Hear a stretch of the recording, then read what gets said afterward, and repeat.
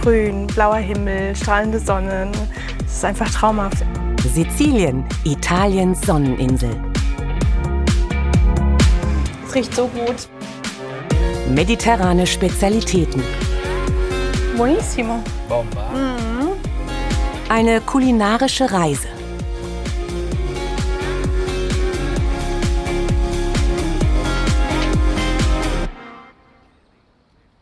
Auf Sardinien hört man immer, wir und die Sizilianer sind Cousin und Cousine. Ne? Also wir haben irgendwie wir haben eine Verbindung. Und es ist ja auch eine Insel.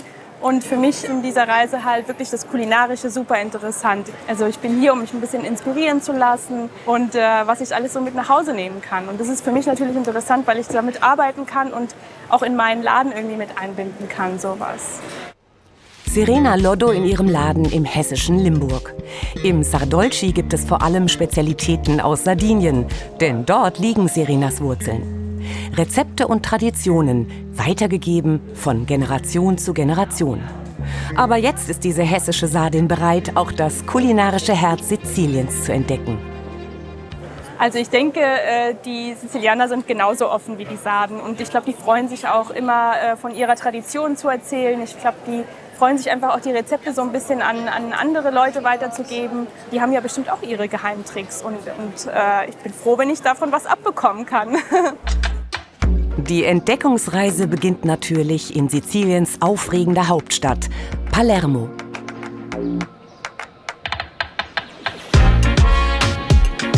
Typische kleine und verwinkelte Gassen in einer riesigen Altstadt, rund um die prachtvolle Kathedrale aus dem 12. Jahrhundert herum.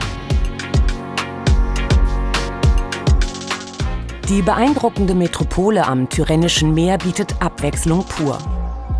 Im Osten und Norden von Bergen beschützt, liegt sie in einer fruchtbaren Bucht, die auch das Goldene Becken genannt wird. Ich werde heute mich durch das Streetfood von Palermo ein bisschen durchkämpfen und durchessen. Also ich habe so ein paar Bilder im Kopf von dem Streetfood in Palermo, weil der Markt ja auch so groß ist. Es gibt Geschrei, es gibt viel Essen, es gibt exotisches Essen, denke ich. Ich habe extra weniger gefrühstückt und bin total gespannt, was mich erwartet. Ciao Serena. Ciao. Che piacere di vederti. Ciao. Bene, grazie. Piacere di conoscerti. Piacere mio. Giorgio Flaccavento ist Streetfood-Guide und Serenas Begleiter durch die trubeligen Gassen von Palermo. Il cibo di strada, wie die Italiener zur Straßenküche sagen, hat in Palermo eine uralte Tradition. Palermo kann man wirklich als eine Art Hauptstadt bezeichnen. Wenn Rom der offizielle Regierungssitz ist und Mailand die Wirtschaftshauptstadt, dann ist Palermo die mediterrane Hauptstadt. Außerdem, die sizilianische Kunst und Architektur sind das Ergebnis einer jahrhundertelangen Geschichte und der vielen Herrschaften, die in Palermo gelebt haben. Das Gleiche gilt für das Streetfood.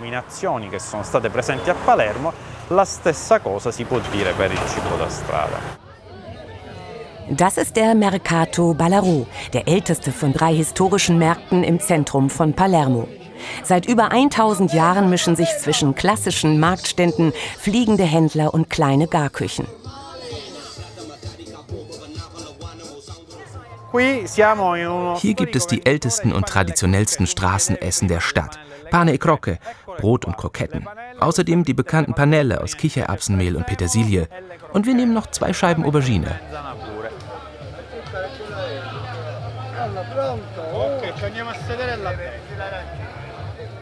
Also ich habe hier die Königin des Streetfoods. Das ist eine Arancina Parlemitana, weil wir ja hier in Palermo sind. Und man beißt hier rein. Also es ist kein Streetfood, wenn man nicht einfach mit den Händen das in die Hand nehmen kann und essen kann. Ne? Man muss es wirklich so machen und das probiere ich jetzt mal.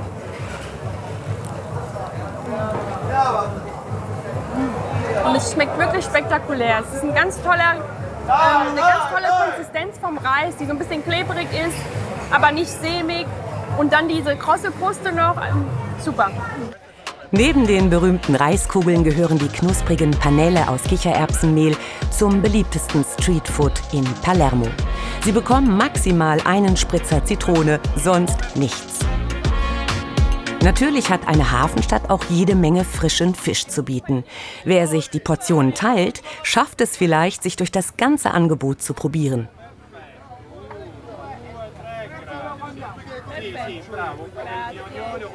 Wir haben jetzt hier Gamberetti, also kleine Garnelen. Die haben noch eine Schale und die sind auch richtig kross. Man isst alles praktisch mit.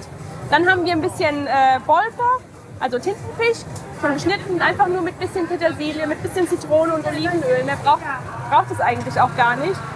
Und dann haben wir noch Sardellen, die eingerollt werden und mit ein bisschen Panade sind. Die sind gefüllt. Da bin ich noch gespannt drauf. Die muss ich noch probieren.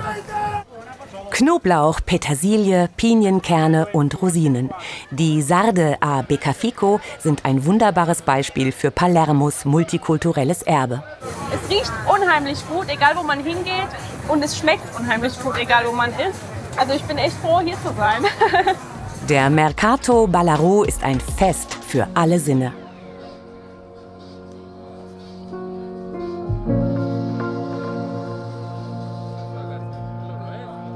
Auch das ist ein beliebter Snack in Palermo. Die Babalusche, kleine Schnecken, die vor allem im Sommer zu Ehren von Santa Rosalia, der Schutzheiligen von Palermo, gegessen werden. Vielfalt und jahrhundertealte Gerichte. Der Cibo di Strada ist einfaches Essen, schon vor dem Streetfood-Hype. Das erlebt man so nur in Siziliens Hauptstadt. Dieses Sandwich ist hier der Straßenstar und Giorgios Überraschung für Serena. Serena, schau, was ich mitgebracht habe. Das berühmteste Essen aus Palermo, hergestellt aus Innereien. Wir haben hier Milz, Lunge und Luftröhre von der Kuh. Alles in ganz dünne Scheiben geschnitten, damit man es nur kurz in der Pfanne braten muss. Das verleiht diese Brötchen seinen ganz außergewöhnlichen Geschmack.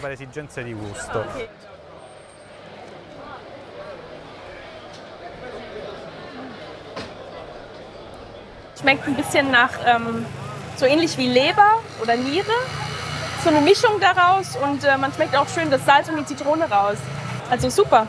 Ich bin echt mega erstaunt, dass es doch so gut ist.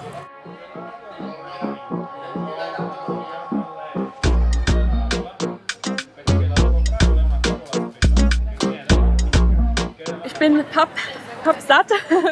Bei mir passt nur noch hier die Granita rein, die auch echt lecker ist. Und ich habe echt einen schönen Tag gehabt.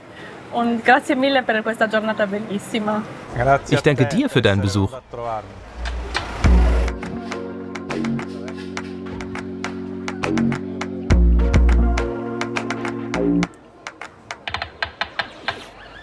Mit dem Ape-Taxi geht die Tour durch Palermo für Serena weiter. Während man die Altstadt gut zu Fuß erkunden kann, ist die Fahrt mit dieser typischen italienischen Dreiradkutsche Sightseeing im Schnelldurchlauf. Trotzdem hat die Italienerin noch ein ganz bestimmtes kulinarisches Ziel vor Augen. Ich brauche jetzt eigentlich nur noch eins, und zwar Pasta. Ich bin auf der Suche nach Busiate. Das ist die Spezialität hier in der Region. Die sizilianischen Busiate sind im Westen der Insel besonders bekannt und beliebt. Ein Muss dazu Pesto Trapanese. Pasta Siciliana da Passeggio, also zum Spazierengehen. Ein Konzept, das zur Streetfood-Tradition von Palermo geradezu perfekt passt. Grazie. Der Laden gehört Anna und Francesco, genannt Ciccio. Der sizilianische Koch und die Marketing-Expertin aus Florenz. Ein Paar im Geschäft und in der Liebe. Vielleicht machen wir zusammen einen Spaziergang? Ja, lass uns etwas von Palermo erkunden.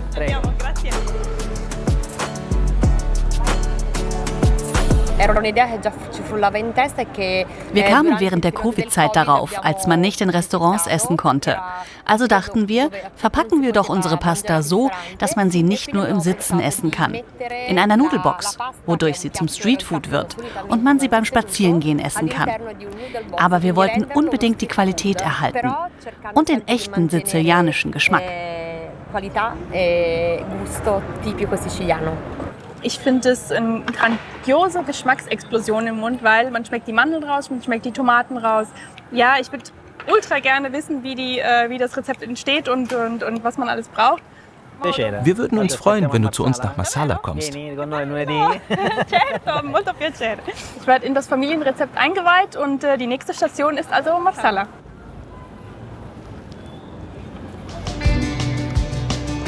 Serena macht sich auf den Weg etwa 130 Kilometer von Palermo Richtung Südwesten. Wer sich die Zeit nimmt, an der Küste entlang zu fahren, wird dort immer wieder mit traumhaften Stränden und Aussichten belohnt.